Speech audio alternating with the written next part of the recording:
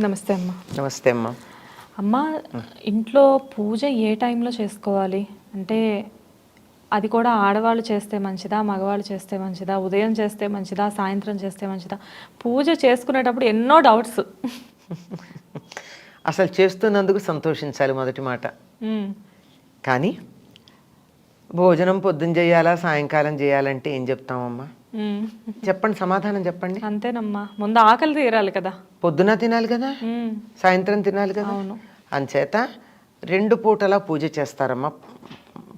బాగా పద్ధతి తెలిసిన పాతకాలం వాళ్ళు. ఈ రోజుల్లో సాయంకాలం పూజ చేయటం లేదు. ఒక దీపం పెట్టి ఏదో ఒక స్తుతి చదువుకోవడమో, ఏదో షోడశోపచార పూజ అంతా 2వ పూట చెయ్యట్లా.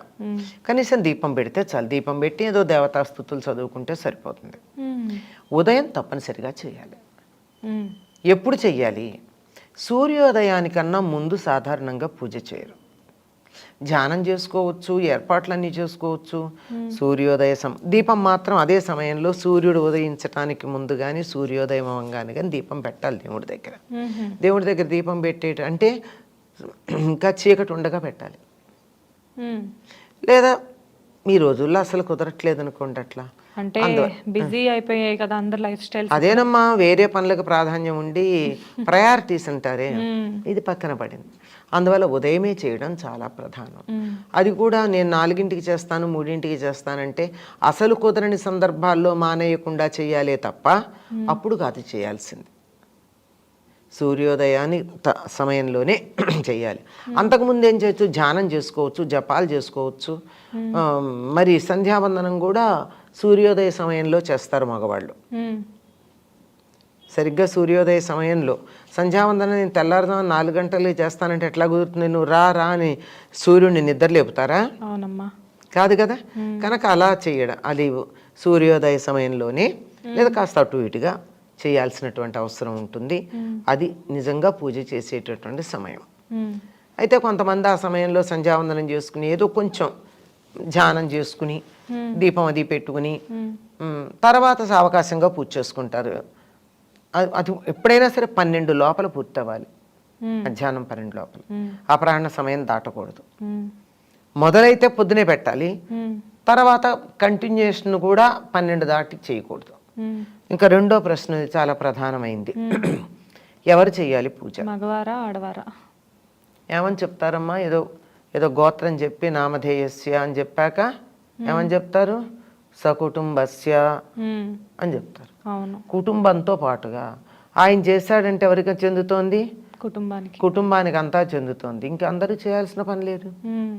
ఎవరు చెయ్యాలి అంటే మీకు ఆ మంత్రాలన్నీ కూడా ఎక్కువ భాగం మగవాడికి సంబంధించినవే ఉంటాయి. అంటే పూజ ఎవరు చెయ్యాలి? మగవాళ్ళు చెయ్యాలి. వాళ్ళు చేయడానికి వీలు కాని సందర్భంలో ఆడవాళ్ళు చేయాలి, మానేయకుండా ఉండడానికి. కానీ ప్రాధాన్యం మాత్రం పురుషులు చేయడమే, ఇంటి యజమాని చేయడమే. యజమాని అన్న పదానికే యజ్ఞం చేసేవాడు అని అర్థం. ఈ పూజ అని యజ్ఞం చేసేటటువంటి ఆయన ఎవరున్నాడో ఆ ఇంటికి అది. ఇప్పుడు ఇంట్లో 10 మంది ఉన్నారండి, పిల్లలు ఉన్నారు, ముసలి తల్లి ఉంది, ఏదో తమ్ముళ్ళు ఉన్నారు, భార్య ఉంది, పిల్లలు ఉన్నారు, ఇంకెంతో మంది ఉన్నారు, ఇంట్లో చుట్టాలు ఉన్నారు, 100 మంది ఉన్నారు. శుభలేఖ ఇవ్వాలంటే ఎవరి పేరుని ఇస్తారు? మా ఇంట్లో యజమాని పెద్ద అంటే మగవారు ఉన్నారు, వాళ్ళ పేరు మీద ఇస్తారు. అంతే. పూజలు కూడా అంతే. అమ్మ, ఇప్పుడు మగవారు పూజ చేయొచ్చు, చేస్తే మంచిది అంటున్నారు. ఇప్పుడు భార్య పీరియడ్స్లో ఉన్నప్పుడు భర్త పూజ చేయొచ్చా?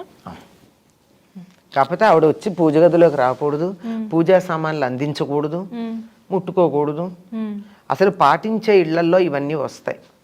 పాటించిన వాళ్ళ ఇళ్లల్లో పూజ అనవసరం. చేసినా ఒకటే, చేయకపోయినా ఒకటే. పాటించినప్పుడు పాటించని ఇళ్లల్లో పూజ చేయవలసిన పని లేదు. దండం పెట్టుకోండి దూరంగా, ఫోటో ఒకటి పెట్టుకుని ఎక్కడో అక్కడ దండం పెట్టుకుంటే అయిపోతుంది, అంతే చాలు. పూజ మగవారు చేయాలి అంటున్నారు. అసలు పూజ చేసే విధానం ఏంటమ్మా? ఎవరైనా సరేనమ్మా, పూజ చేయడానికి స్నానం చేసి ఉండాలి, శుచైన వస్త్రాలు కట్టుకుని ఉండాలి. పూజ చేయడానికన్నా ముందు పూజా మందిరం శుభ్రం చేసి ఉండాలి. ఆ పూజా మందిరం లేదా గదిలో ఒక గది పెట్టుకుంటున్నారు కదా కొంతమంది, సౌకర్యంగా ఉంటుందని ఆ గది శుచిగా ఉండాలి. అంతకన్నా ముందు ఇంటి ముందు ముగ్గేసి ఉండాలి. పెరట్లో సింహద్వారం ముందు ముగ్గేయకుండా ఇంట్లో దీపం పెట్టకూడదు. ఇప్పుడంతా అపార్ట్మెంట్స్ కల్చర్ ఎక్కువ కదా. అపార్ట్మెంట్ ఈజీ కదమ్మా, మరీ బాగుంది. గుమ్మం దగ్గర ఒక్కసారి తడి పట్టతోనూ ఇలా అనేసి ముగ్గేసుకుంటే అయిపోయాయి. పూర్వంలాగా పెద్ద పెద్ద పెరళ్ళు ఉన్నాయా, తొడవాలి, కళ్ళాపు చల్లాలి, ముగ్గులు వేయాలన్నది లేదు కదా. అది ఒక రకంగా సుఖమే. ఎందులో ఉన్న సౌకర్యాన్ని దాన్ని అనుభవించడమే అంతే అమ్మా. అంతేగాని లేని దానికోసం కాదు. ముందర అక్కడ ముగ్గు వేసుకుని మిగిలిన ఇల్లంతా కాదు, ఎందుకంటే చిన్నపిల్లలు ఉంటారు, వాళ్ళు లేవరు, మనుషులు లేవకుండా చిమ్మకూడదు, ఇలాంటివన్నీ ఉంటే పడుకుని ఉండగా చిమ్మకూడదు ఉంటాయి కదా. కనీసం దేవుడి గది వరకు, దేవుడి గది వంటింట్లో కలిసి ఉంటే వంటిల్లు శుభ్రం చేసుకున్నాక నిర్మాల్యం తీసేయాలి.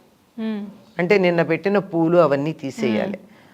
మనమేమి చెత్త ఉంచుకోం కదా, అట్లాగే దేవుడి దగ్గర కూడా ఉంచకూడదు. శుచిగా దేవుడు ఉండేటటువంటి ప్రాంతం, మందిరం కానీ లేదా గూడు కానీ ఏది ఉంటే అది, దాన్ని శుచిగా చేసుకున్నాక దీపం పెట్టి అప్పుడు పూజ చేయాలి. అమ్మ, ఇంట్లో అందరూ పడుకున్నప్పుడు ఊడవకూడదు అలా సెంటిమెంట్ ఏమీ ఉండదు. జనరల్గా ఎవరు ఇంట్లో వాళ్ళు లేకపోయినా కానీ దేవుడి గది వరకు శుభ్రం చేసుకొని పూజ చేసుకోవచ్చు అంతే. అమ్మ, వాళ్ళు పడుకున్న గదిలో చిమ్మకూడదు. వాళ్ళు అంతేనమ్మా. అంచేత గదుల్లో పడుకుని ఉంటారు గనక పిల్లలు ఎవరో ఉంటారు, ఇంకా అందరూ. అవునవును, ఈ రోజుల్లో ఎవరిని ఏమి అనే పరిస్థితులు కావు కదా. అంచేత ఇంతవరకే పరిమితం చేసుకుని సరిపోతుంది. సరేనమ్మా, నమస్తే.